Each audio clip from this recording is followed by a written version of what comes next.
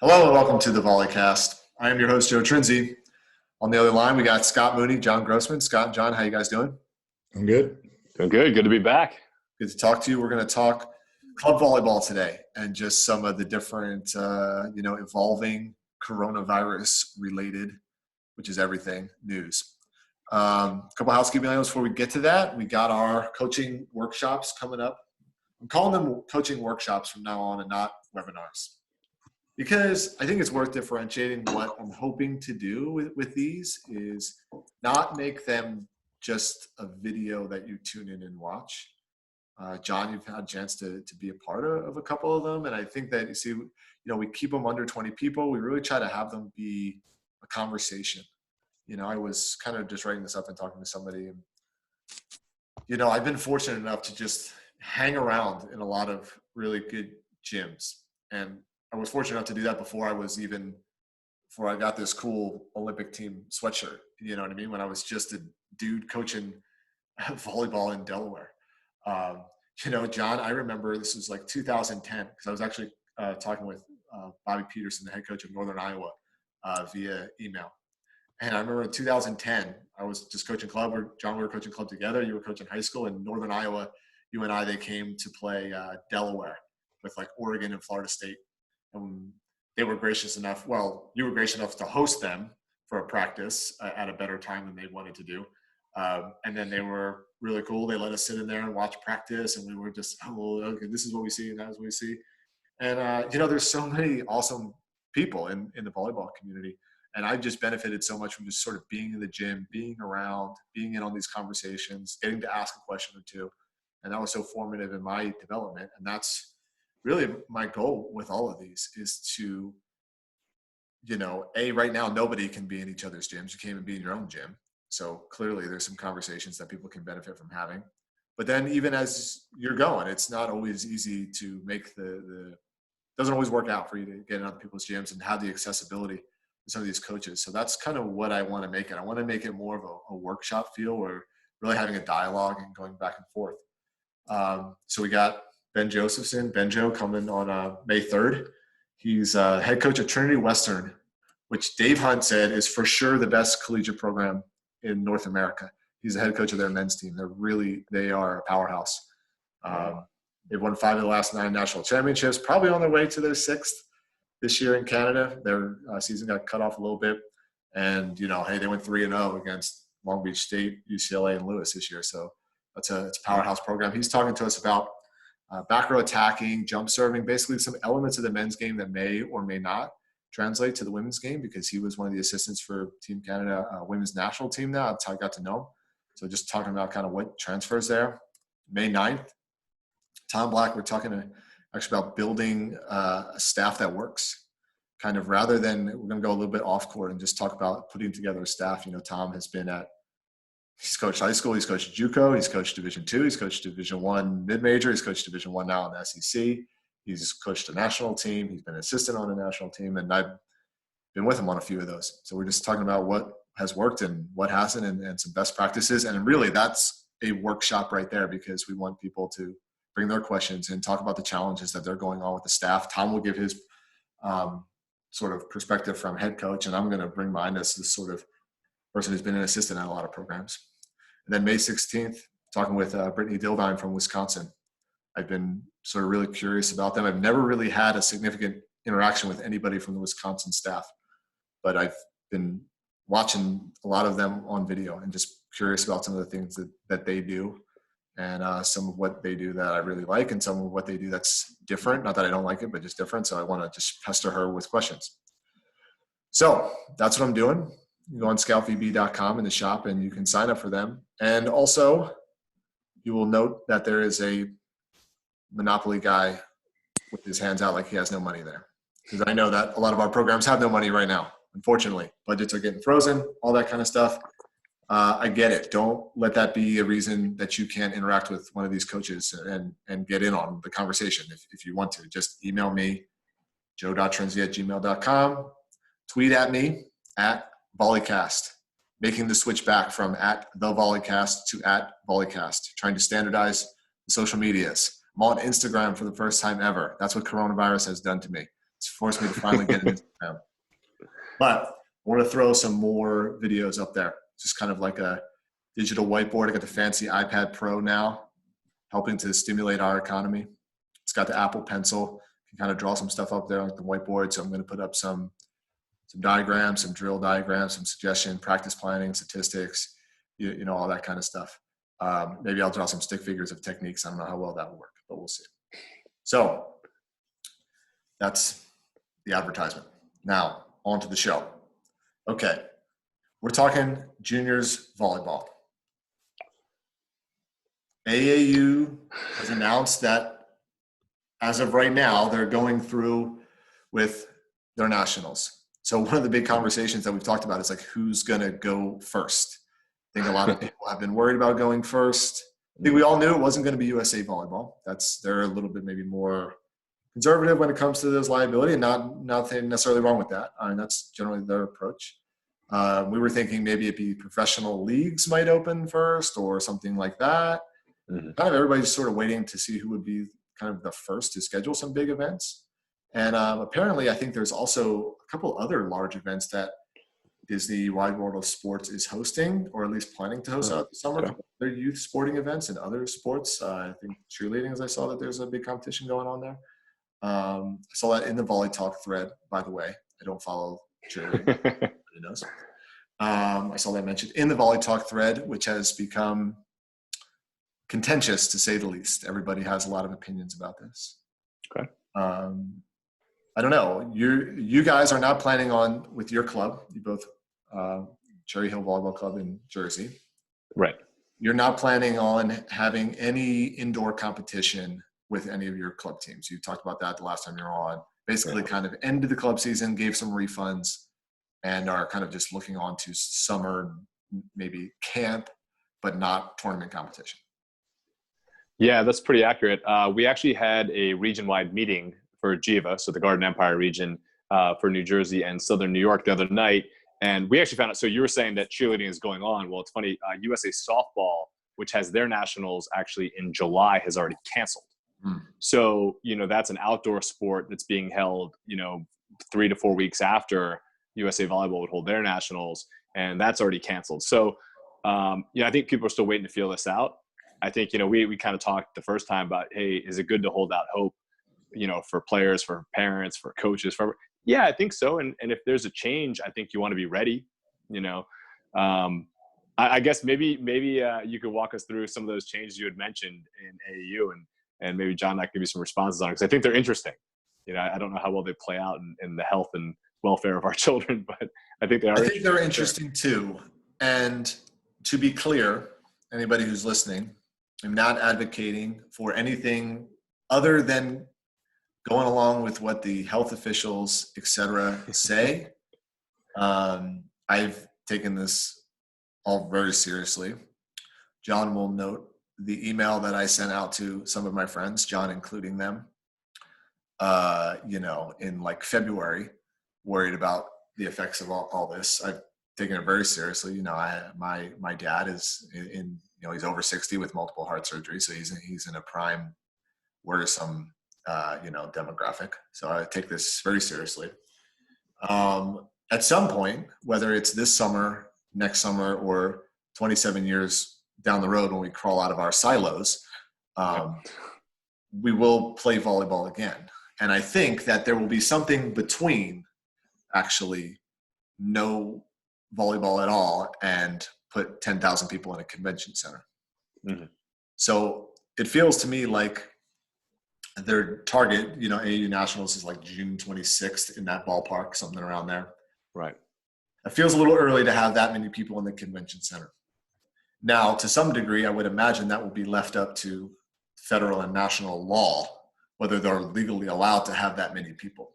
So there may be a distinction between planning for an event and whether that event, because right now, I don't believe that they could legally host this event as of right now. Mm-hmm. I mean, I don't know every state's laws. It's pretty hard to keep track of all this stuff, and to some extent I've tuned some of it out, but I don't want to tune all of it out. Right. I don't know if like legally this could be all a moot point. But assuming that the powers that be have decided that it's appropriate to have however many X number of people that are in the convention center, Or to scale that back to something more relevant for us, however many people are allowed to be in a building, like a volleyball gym, or in a gathering space, like an outdoor volleyball area. At some point, there will be 20 people allowed or 10 people allowed or whatever that is. And at some point, there will be 50 people allowed. At some point, there will be 100 people allowed. So AAU is offering these modifications. So no spectators. However, one thing to note is their team limitations are 15 players, 5 bench personnel, and 10 chaperones. So it kind of sounds to me like just about everybody could have a parent there. If Right. registered as a chaperone. A cynical person might note that probably earns AAU a little bit extra registration fees, but the registration fees are pretty cheap anyway. No spectators except for the spectators. No spectators except for the spectators. So if you're talking about, I don't think many teams are going to have 15 players there, but you're talking about over 20, even on the low end, you're talking about 20 people per team. Yeah. So if you have a few hundred teams, and if you have I don't know if I have a few thousand teams, I would imagine some registration would take a hit, but I imagine at least a few hundred teams. You're talking about a lot of people there. Now, one of their other things is that they will have some sort of modification of the convention center layout. The courts will be spaced further apart to allow for some measure of distancing. I don't know. I think the concept of that is worthwhile. I don't know if it scales up to something like a convention center. Clearly, my degree, we're all amateur epidemiologists. Every single citizen now has given a degree in amateur epidemiology. So I don't know how well that works, but I don't know. I think that there's actually some smaller scale versions of that could actually be applicable for when we start camps. We'll talk about that in a second. They'll have temperature checks. I think that's for sure worthy. I don't know how great of an impact it has. I think it's the best practice, and we'll talk about that. It's worth it. They'll have remote watching set up so the parents who don't manage to get classified as a chaperone can still watch. AAU Nationals is a tournament that a lot of people will go to. Families will go, and they will bring grandma and grandpa and cousin and all of those people because it's at Disney. So that actually will scale back significantly on the number of spectators, but it's still a lot of people. They won't have drink stations, handshakes, etc. And one thing, they're offering full refunds by May 14th. So I think I don't hate the concept of it because I think teams are free to just not go and get their refund. So I don't know. I think more options to a degree are better than others, again, providing that they comply with the laws and stuff like that. And I could see them even getting to May 10th and saying, well, we're going to bump the date back a little further, because I doubt that May 14th will have full clarity on this on a national level. What are your guys' thoughts on just some of their procedures and how some of them, I don't know. I don't want to spend a lot of time getting mired in how effective they'll be, but just what do you think about the general idea of AAU putting something like this out there? John, why don't you jump in first?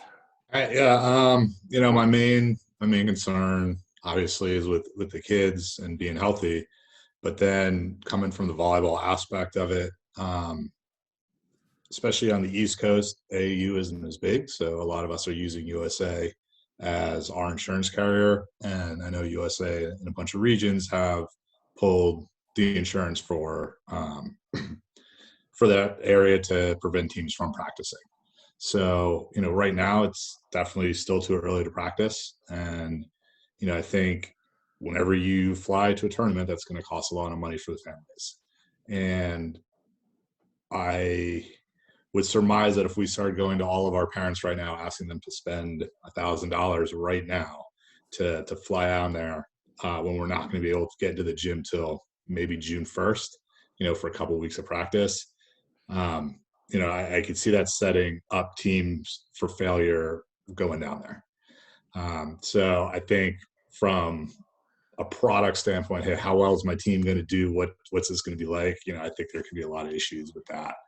And then, now, John, one thing that I'll just note there that I was wondering if AAUs would do, I didn't know how they would handle it. I was thinking that maybe that they would just say, okay, we're still going to have AAU nationals, but it's going to be only limited to teams from Florida or something like that. Because I do agree, like the flight makes it more complicated, and the fact that when it's a nationals, most of your teams are flying in. That's a lot different than saying like, okay, well, we're just driving down from Jacksonville, and if we have to cancel, we cancel. It is a whole nother step when you're saying, oh, there's this big commitment that involves a flight. Right. Yep.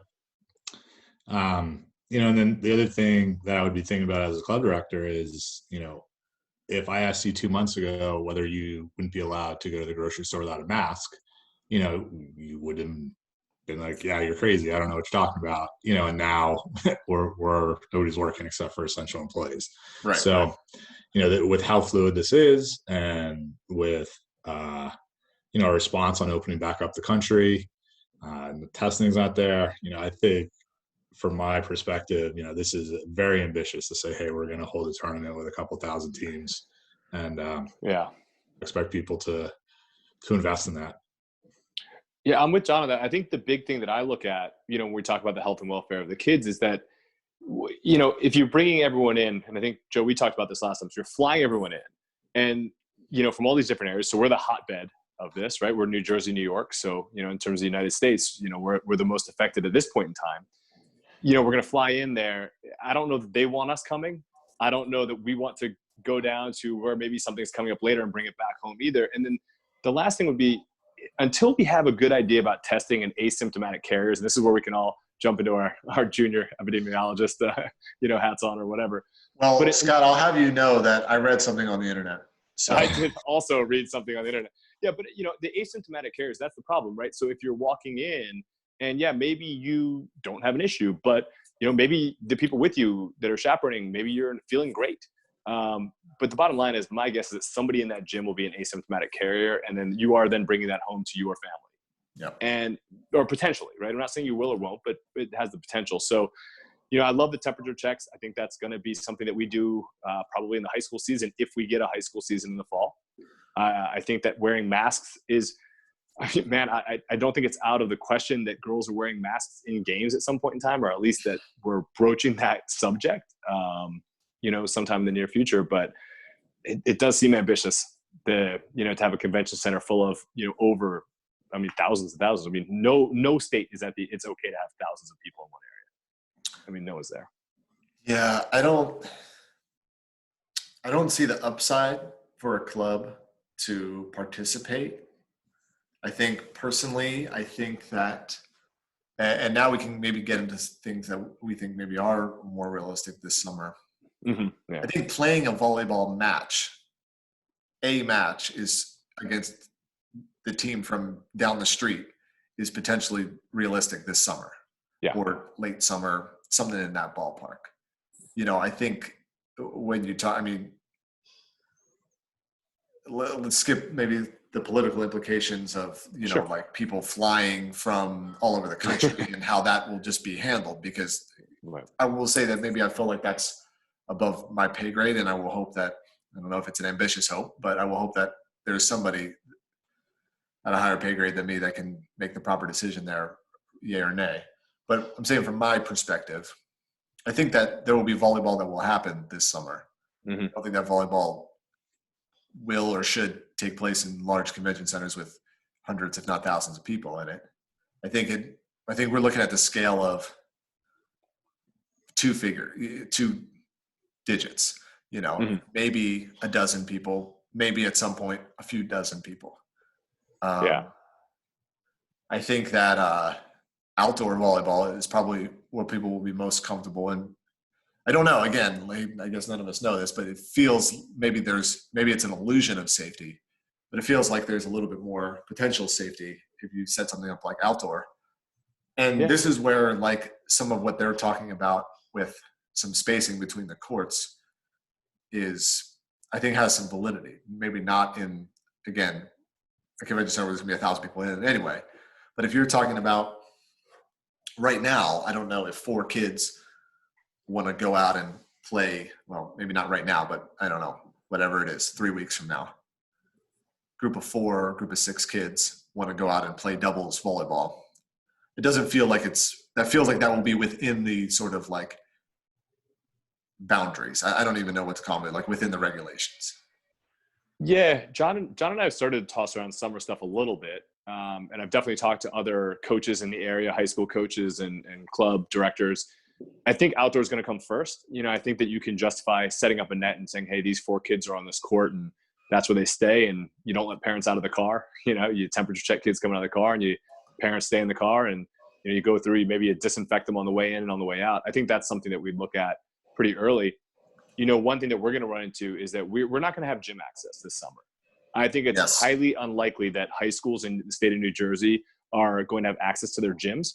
I don't see the upside for a school to open the school building and to then have to disinfect it or whatever else they have to do prior to kids starting school.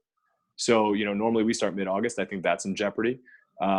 We run our program, John runs all of our programming for the Sunday skills session. I would love to say that we're going to do it, but I just don't know. Or currently our facility, which is a private facility, is closed. We do rent. So this is, I think, the worthwhile topic that I think people who are involved in the volleyball coaches, club coaches, or whoever should be aware of. I think regardless of your views of whether you think people should or shouldn't be playing volleyball this summer, it may be out of your hands because you may not have a gym to play in. Now, maybe people clubs who have the private facility, maybe they will have the ability to open up, assuming it's legal to do so, et cetera, et cetera. Right. But and they have insurance also. Is a component. Again, being the second thing is where your insurance will come from. USA Volleyball, in my opinion, I don't see them. I see USA Volleyball giving a full until November, December. I would not count on using your USA Volleyball insurance to be involved to cover any activities this year. I don't know how that relates to the outdoor programs. Yeah. I think a lot of people, like I said, we had this region call the other night. Yeah. And I think what people are looking at is number one, can I do my own thing with my own insurance? And our region has said no practices, full stop. We're not doing that. But they also did say that, look, if you run your own facility and you want to run individual training, understand that it's just not insured. And if you have your own insurance and the state or, the federal government says it's okay, we're not going to stop you. We're not going to tell you what to do with your business. But I feel like once we get to that point, that USA Volleyball will also be reassessing their stance on the insurance and everything else. I don't think one will go without the other, really. Does that make sense? Where it's like, oh, the government says it's fine, the state says it's fine, but USA Volleyball is still saying no. I see that as a very realistic possibility. Okay. Yeah, I see that. USA Volleyball is pretty liability conscious. And I don't think that's all. It's kind of a running joke, sure, how liability conscious USA Volleyball is, but it's not all wrong either. No. So I would not count on using USA Volleyball. Just if I'm a club or I'm a coach, which I am a coach, I would not be counting on using that. And I don't know. Private insurance might be pretty expensive this summer. It might, yeah, and I don't know what the ramifications will be for that. The other thing that you mentioned and that we talked about on the region call was that, what does the format look like next year? Because, even if you think about the smallest tournament that we run in our region is a 2-court tournament, which means that you have 8 teams, which means that you have, if not, more, right? Yeah. Typically you have that's about 80 kids right there, plus coaches. You probably have 100 people just on the court. Yep. And then, hey, throw another 200 there for siblings and parents. I think that's 300 people easy. Yeah. And they're packed into these small gyms. So one thing that they're looking at is possibly just doing, hey, a down the road kind of thing. Like, you want to schedule a match? Come on down. And we'll play one team at a time. And, maybe you call another club in and you don't let any parents in or whatever it is. You just play volleyball matches. And at the end of the day, you report them. But I actually think this could be the greatest thing ever for the experience of club volleyball players. Let's just go to 5-set matches. That's what almost all volleyball in the world is played, 5-set matches. So get out of these 3-set matches, play 5-set matches, and your parents are not allowed to be in the gym with you. This actually could be the greatest thing ever for club volleyball. Watch on the live stream. Yeah, for sure. That's something that we're definitely talking about, what that format might look like because I don't think there's anything wrong with planning, right? I think that Exactly. it's good to throw these ideas around, and, I know we're speculating and no one has the answers right now, but I think it's good to think about it. And hey, maybe every Saturday you host a club and they come in and, hey, their 12s coming at this time, their 13s coming at this time, and you just go all day. And then in 2 weeks later, you go up to their place and you do it over again.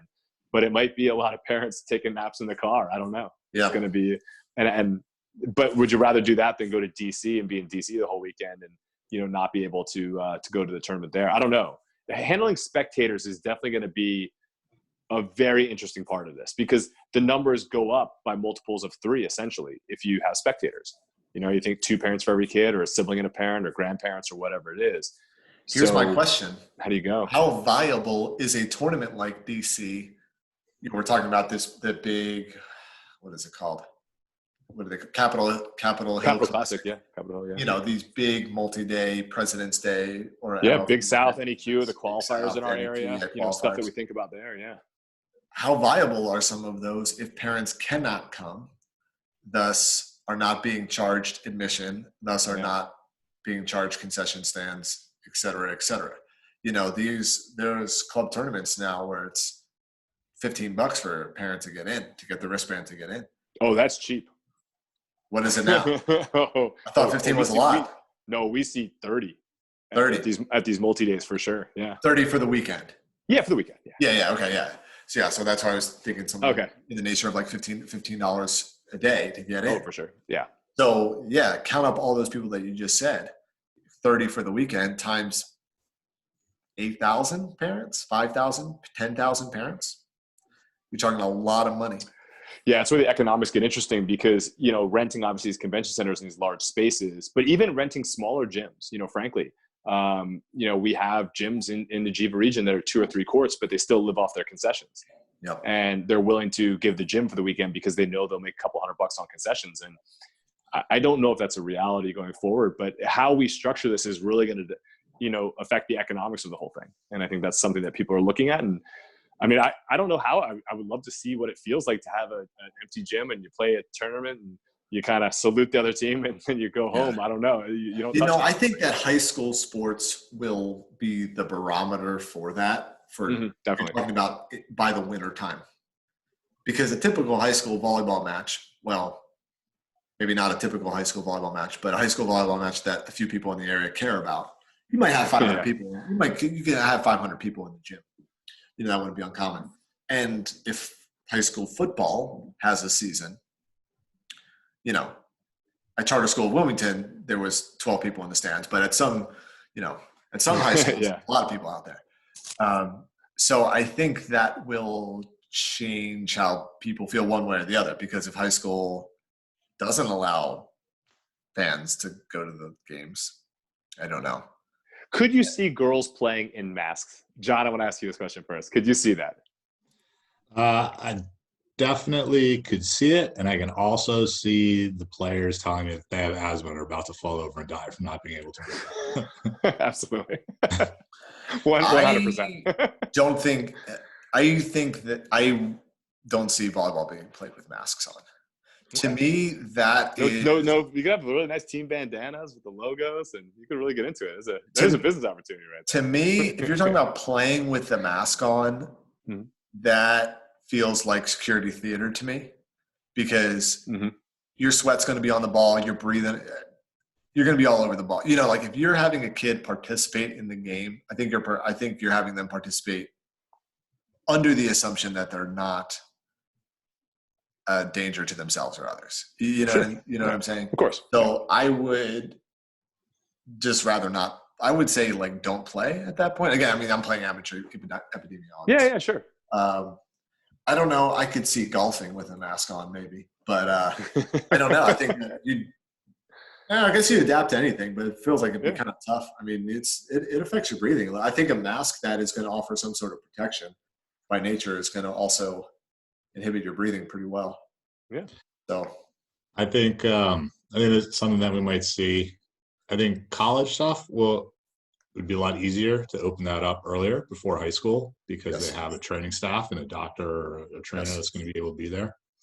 But then when we go to high school and we look at that stuff, I could see matches being played, not switching sides in the net in between games and no Yeah. tournament. I could see that as being a, step back, because, you think about a high school tournament with 20 teams all like sitting on floors and in every nook and cranny and everybody's on top of each other. Right. That'd be Yeah. tough. You have a high school match with no parents and go in, and switch sides. I think that would be a little bit more. My question is whether football will be played or not. Because to me, if football is played, there's nothing that volleyball can do one way to me to move the needle one way or the other. So I'm not saying that calls for no caution, but to me, if we cancel football, just cancel volleyball. And if football is played, then just play volleyball, because football, you're going to have 10 times the crowd, unless they say there's no crowd. But anyway, just with football teams, 50 kids or more on each team. And the whole sport of football is being in as close contact with each other as possible. And you have to wear a mouth guard. You can't play football without a mouth guard. Certainly not, at least not in high school. It's not allowed. Penalty for having your mouth guard out, I think, in any high school football league, which also means, these dirty teenagers are spewing mucus all over. Like it's hard to keep your mouth guard in the whole time and not have spit fly. You're going to have that go on, So to me, like, that's sort of my barometer for it. And I'm not like, I'm 100% in favor of if it's August and it's not safe to play football, then I would just cancel the whole slate. To me, like, trying to shimmy in volleyball, like, maybe we'll just try to stay away from each other. Like, that's a tough move. But on the other hand, if it's safe to play, I would just say, I don't know. Yeah, it's hard where you draw the line. And I do like the maybe not switching sides, and maybe you don't even do a full court warm up. I don't know. You got to think about all these weird things that you could maybe do to. I mean, you're mitigating risk, right? But to what degree? Is it like, are you dropping it from like a 1% chance of something to a 0.5%, or like, I don't know. What's the crazy thing is, as all of us amateur epidemiologists know, those 0.5% actually do matter. On the other hand, kind of contradictory to what I'm saying, those 0.5% actually, like, they do matter on the at scale. They do. Yeah, they do matter on scale. To me, those are very important considerations in sort of the first days back to play. So we were talking over text message about this and saying things. My plan, I am a coach, and normally I would be having this huge full summer schedule. That's when I travel all around the world and do a camp here and do a clinic there and camp there. I'm in the, some of these summers, I've been in the gym 33 days straight with 7 flights in between and all of that. That's not happening this summer, clearly. So I'm like, are there any kids in Bethlehem, Pennsylvania that want to play some volleyball this summer? Something like that. Yeah. Shout out Bethlehem Steel, RIP. So I'm thinking, okay, the first step back to me would be 4 to 6 would be outdoor volleyball, a sand court or set up a grass court, 4 to 6 kids, you sign up together. Like theoretically 4 kids actually could play volleyball right now. I believe under the guidelines, I don't know if they have to, I don't know if you have to have a mask out in a public park. I don't know. I don't really care because I'm not doing it. But at some point I would imagine 4 to 6 kids, you sign up together. So you sign up in a group, meaning you're not going to sign up and go play with strangers. You've got to sign up in a group of 4 to 6, and theoretically, hopefully you have a little responsibility there with each other. You do your temperature check beforehand. So everybody, you get the thermometer. Okay. You're all good.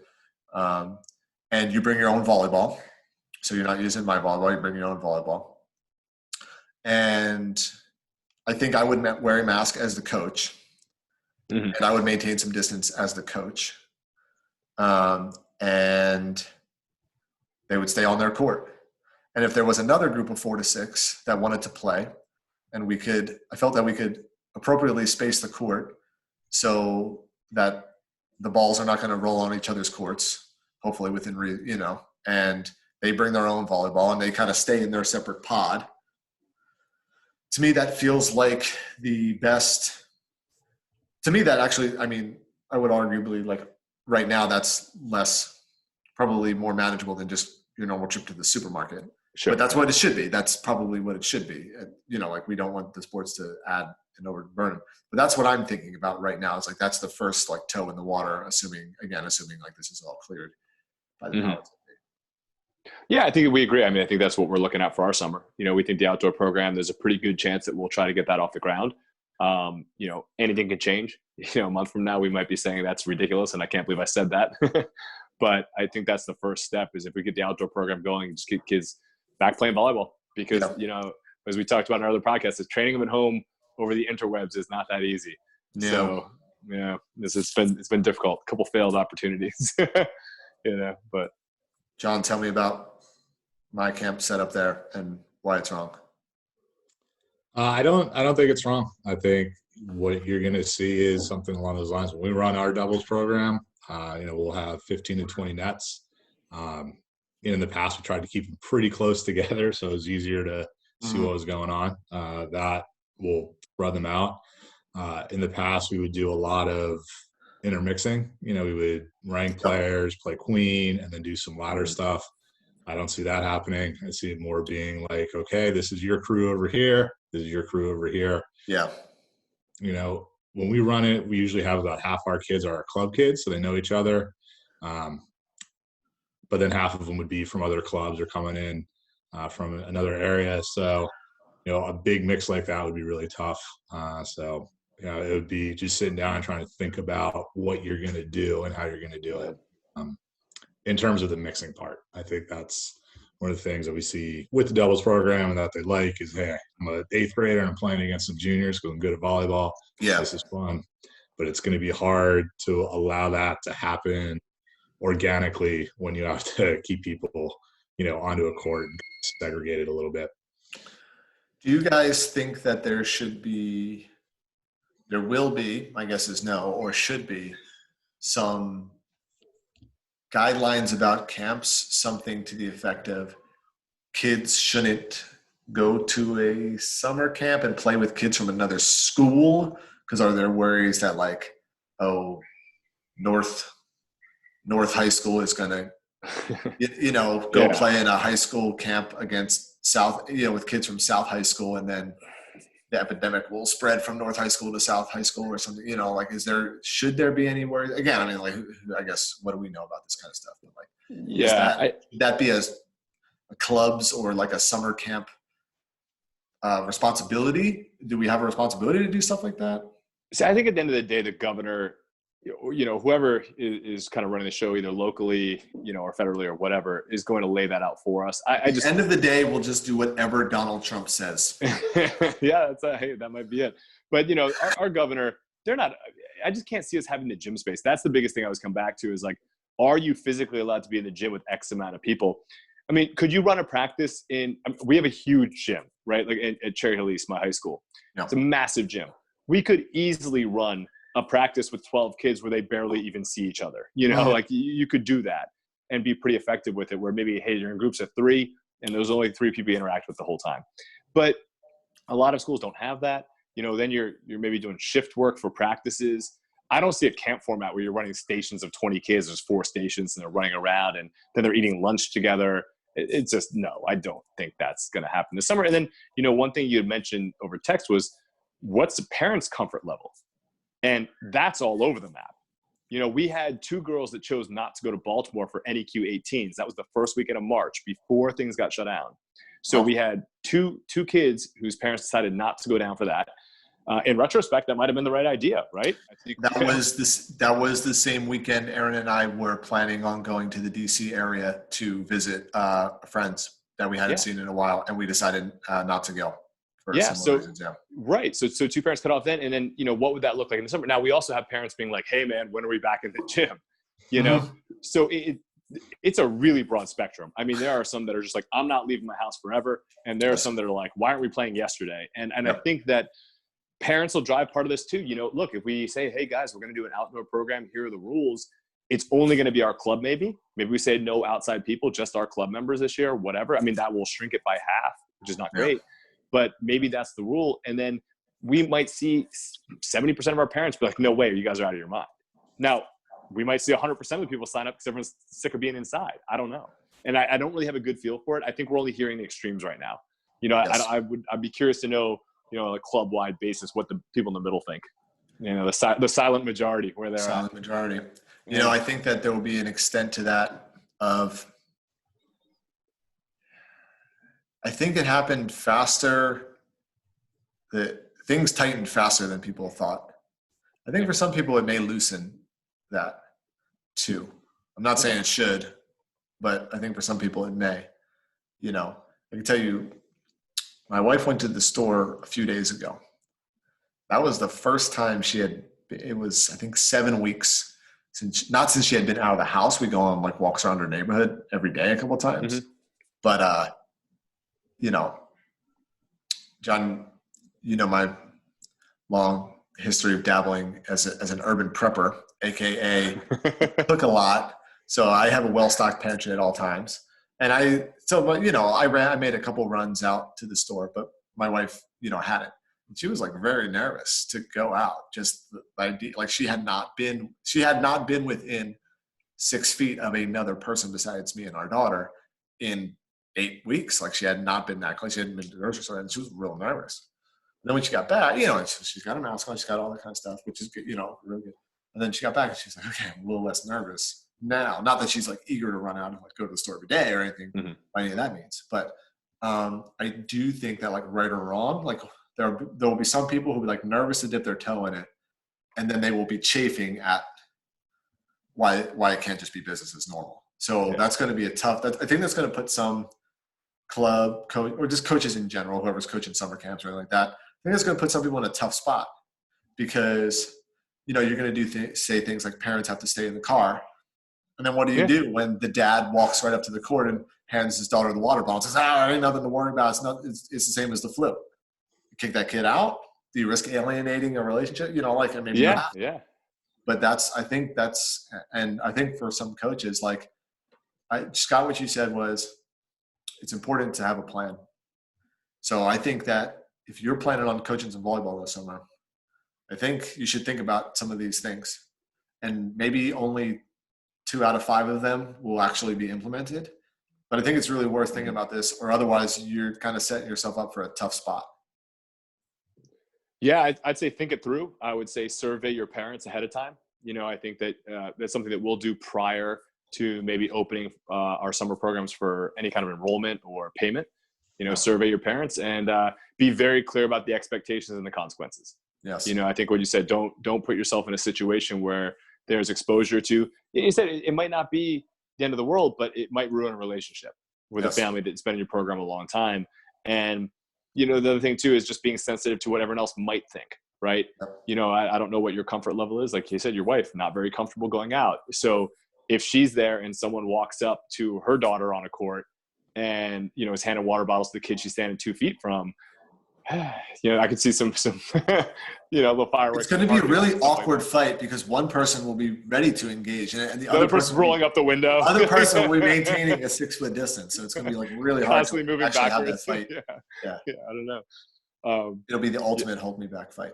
No, I think that stuff is real. I mean, certainly the one thing I've said, if anybody's dipping their toe into the volley talk waters, you can see that a lot of these conversations are quite heated. And like you said, there's a lot of assumptions about the other person that I think a lot of people make, which is tough. I mean, it's tough because you can be, we already know how difficult communication can be as a club coach or as just a coach in general. It's hard to communicate properly, and a lot of just disagreements or whatever are just the wrong assumptions, poor communication, et cetera, that exists. And this is going to be tough for a lot of people to negotiate. And even some of the, kind of more mundane things as a club director, how do you accept payment? We usually accept cash or check on site. I'll tell you that we will not be doing that this summer. So there are these little mundane things that maybe you don't think about, but my only recommendation to club directors would be over communicate, set a very clear list of things and bullet point it for your expectations of players and parents. And then do your best to, maybe go a little bit overboard with all the recommendations from the CDC or the federal government or anything. Just, err on the side of caution, because the last thing any of us want is to fold a club because, someone gets sick, brings it home. And unfortunately, they have someone who might be a little more vulnerable at home. So I think just kind of, err on the side of caution. For sure. John, yes, sir. are there any benefits you're somebody who I think, like me, you think outside the box when it comes to coaching. I do too. And I tend to naturally think like, here's what's interesting to me. I'll say it like this. I've been following the Volley Talk threads more than normal because it's, there's a lot of relevant news on there. And, there's some real concerns about collegiate sports getting cut. There's going to be some tuition hits. It sure seems like at a lot of schools in the fall, will they be able to support volleyball? Will they cut volleyball? This or that. And it's very interesting because I've seen posters say something, and I know what they mean when they say it, but I see them all say something like, there won't be volleyball this fall. And what they mean is there won't be there's danger to the existing way that NCAA volleyball is played. Volleyball will be played. The NCAA could cancel all volleyball this year, and guess what? Stanford still has a pretty good team of volleyball players that could beat a whole lot of, you know what I mean? Like they could still play volleyball in some fashion, So as somebody who makes money from NCAA volleyball existing, I sure hope it goes on. But what I'm saying is, even if none of us as coaches have organized camps or organized volleyball this summer, kids are going to get out there and play. And sometimes I think like, maybe that wouldn't be the best thing. Maybe that wouldn't be the worst thing. Be the worst thing for my bank account. But, maybe it wouldn't be the worst thing if kids couldn't do any organized camps and all they have to do is their friends out at the park. And John, I'm wondering if you've thought of anything like, how could this actually be this constraint? We talk about constraints like coaching. You think about it a lot. Could this actually be any kind of benefits for kids? And is there anything that we could do as a coaches to like help them? Like I'm even thinking about like, sometimes we think about this like flip the classroom. I'm like thinking even like, okay, maybe I'm not even going to run a camp. I'm like, okay, maybe like my wife and I will just go down to the beach court. We'll film us doing a couple drills, like, okay, here's your practice. And like, we'll go out there and we'll play. And then we'll send it to some kids. Hey, here you go. You can, whatever 4 people you want to go out there and play with, like, here, you can do these couple of drills. Here's this. Here's a game. And, obviously you can just play a game. Like, I don't know. Like, are you thinking about any stuff like that? And is there something that we can do as coaches to help the players that's different than what we normally think of us? Everybody come to me, I'll coach you, and that kind of normal thing. Is there any way this could still be benefit, and can we contribute to it? Yeah, I think when you're coaching in high school and you're coaching in the NCAA, there's a lot of constraints on you about what you're allowed to do with your time, what you're allowed to tell your players. So, getting creative with, suggestions for them, I think will be something that might expand coaches' minds on, hey, this is what I want to do for my team to be ready. I like, off the top of my head, I'd say for a collegiate team or high school team, hey guys, we can get 4 or 5 of you. Here's some templates. Here's like the sheet that you would get at a doubles tournament, at a grass doubles tournament, about how to run a tournament and how to run points and how to get kids, teach them how to be competitive in games, and hey, this is something that we can do or that you can do by yourself. Hey, you want to go pick up a grass net? We'll loan it to you, and you and your sisters and your other friend and her sister, you guys can play some queen of the court. You can do some doubles. You can do some 3-on-1, whatever. So I think that stuff is good. I'll be curious to see if fall sports don't happen, the kids that do decide to kind of get together amongst themselves, what the volleyball starts to look like without a coach being there joysticking everything that they do. Yep. It'd be interesting to see what kind of skills players come up with or solutions to the issues that they're having, in game type scenarios without a coach being there.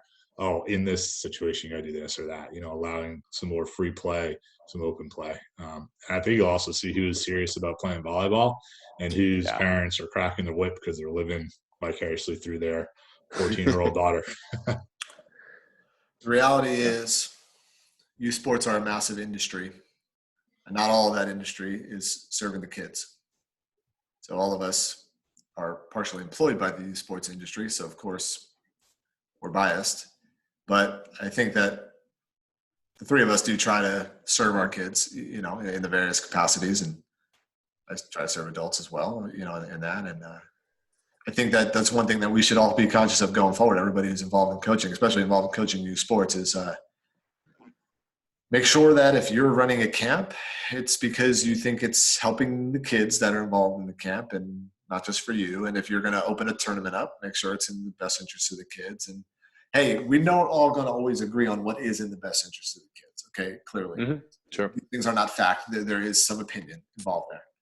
But that's kind of, I think if we can all view it that way, then I think that, however, volleyball will go on, you know.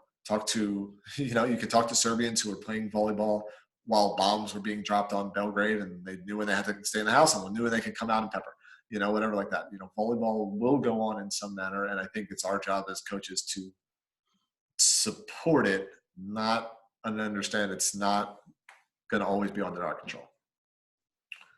Sure. All right. You know, Joe, you had mentioned on our text that you talked a little bit about colleges and maybe cutting programs, but you know, one thing that we're seeing a radical change with is colleges recruiting kids.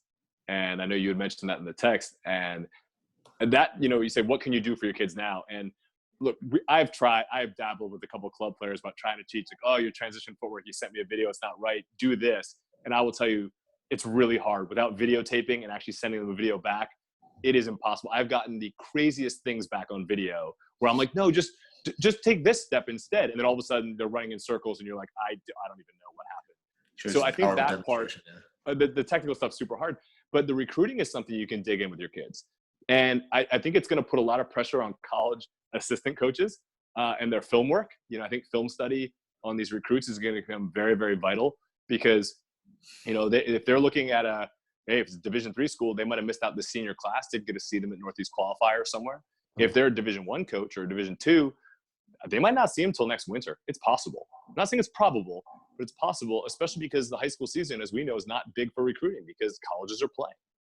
So that's something that we've targeted a couple of players, you know, in the club that are interested in going to play at the next level. You know, we've been trying to get them moving in that capacity and really spend a little more time on film work and what can we compile for highlight films even, because how do you assess kids? And Joe and John, you guys are both college coaches. You'd know better than I do.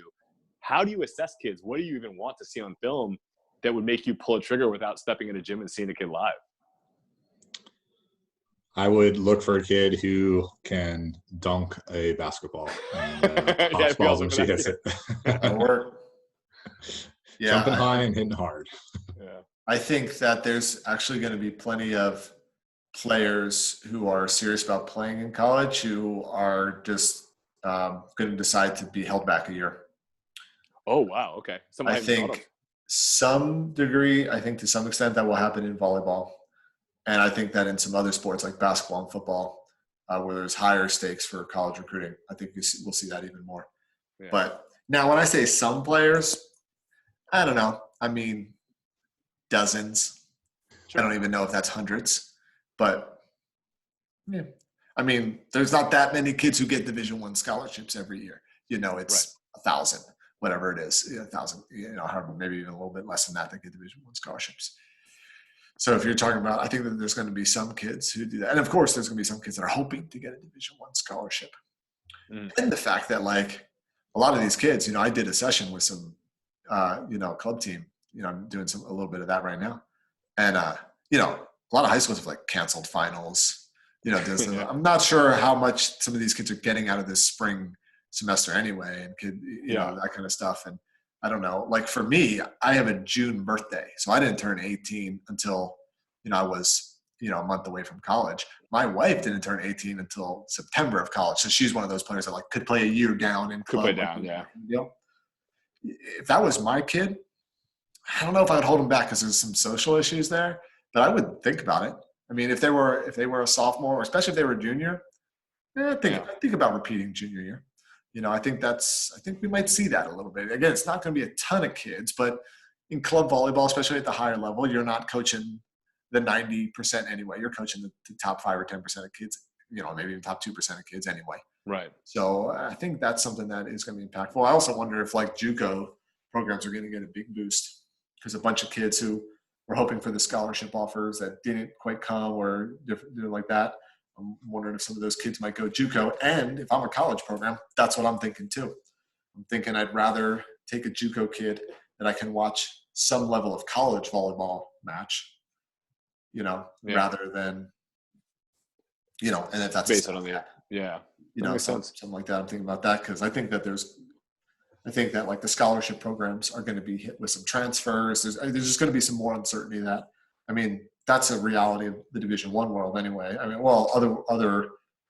Other levels too, but like Division I programs, every Division I program almost is seeing at least one transfer. It's like there's a huge amount of transfers. Transfer portal is huge, all that kind of stuff. So I think we're going to see like this kind of weird scrape together holding pattern for a year, and then like the class of 2023 is going to be huge. Like that kind of deal.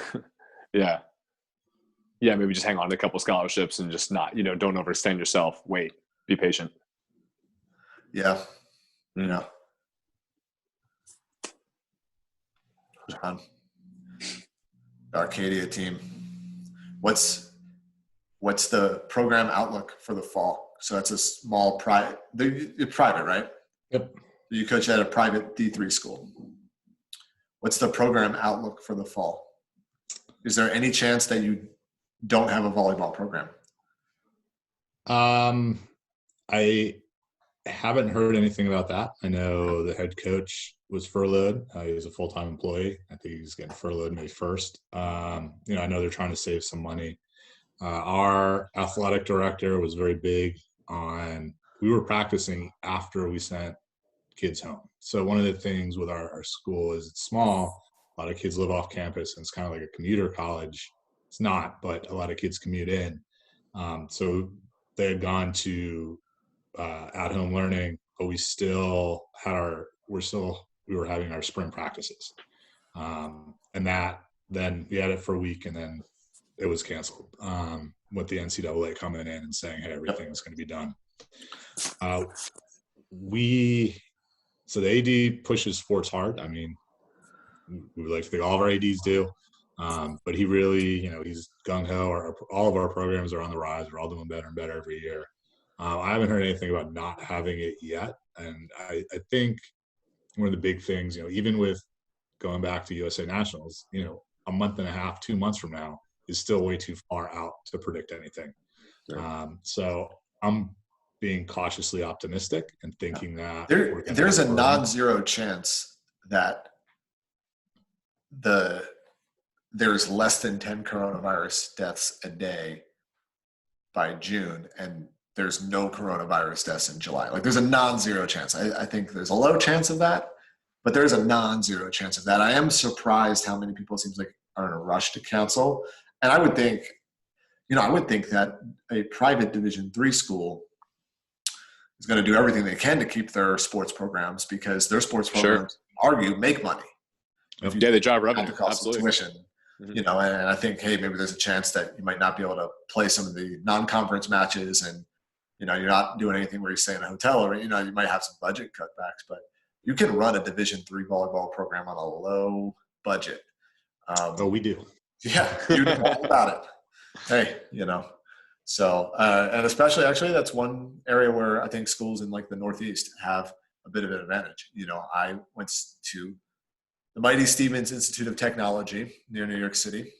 We had a couple matches where we played teams that were in New York City. Like we played NYU.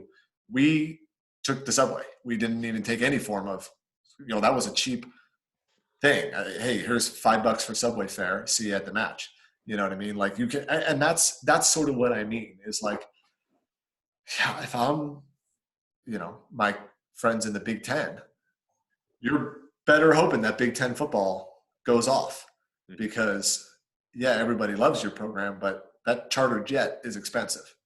And I don't know, that's one thing where I actually think that Division III lowest and lower level volleyball programs have a little bit more of an advantage, because there's just less moving pieces. Unfortunately for us, coaches are also one of the expendable pieces. You only need one part. You don't even need a coach, actually. It'd be good to have a coach. I think coaches add a lot of value. But there are lots of college club teams out there who don't really have a coach, and they do manage to play some volleyball. So that's I played on one. I think John did too. Yeah. Maybe all of us coaches are maybe gaining a little humility and have to realize, okay, we have to make sure that we're adding value to these teams in accordance with, what we're hoping to be paid or whatever. All right. So that's a whole nother can of worms. We only skimmed it, but I don't want to dive too much into it because we're already like an hour into this pod. All right. At least 3 people still listening. 2 of them are you, and 1 of whom is my wife in the other room. Now's the time to say something really inflammatory right at the end. Now's the time.